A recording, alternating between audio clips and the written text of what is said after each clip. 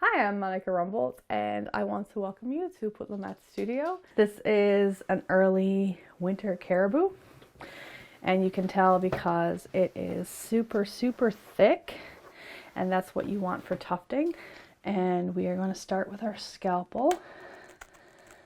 I'm going to cut in, and we are going to just gently pull across. And the reason why we use a scalpel is because although there's a little bit of mess, it's not as messy as using a pair of scissors, and you'd be damaging a lot of the fur. We just want to use what we'll need. Again,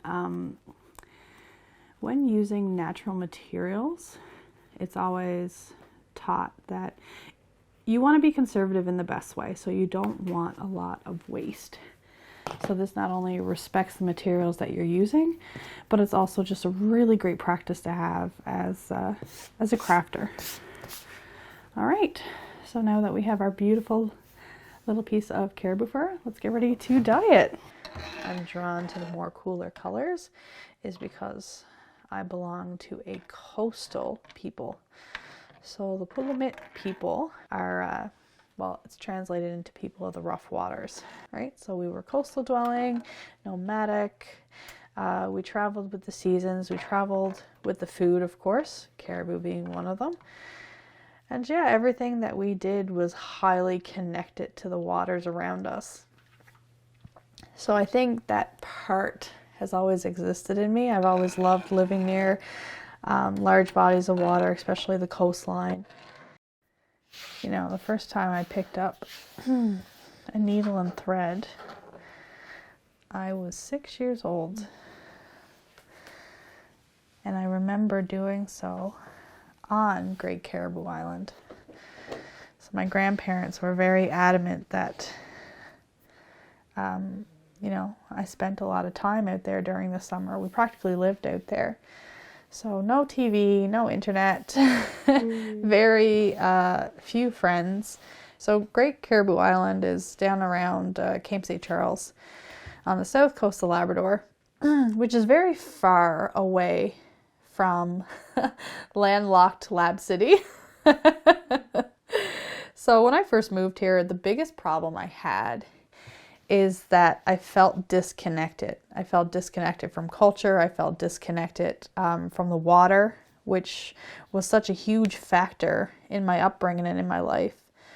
So one of the ways that I had to ground myself was through art and through, you know, talking about these experiences and these wonderful emotions I had in those places through art.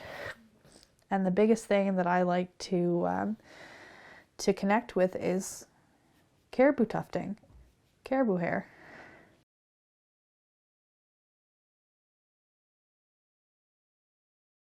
So we're going to gather some caribou hair up.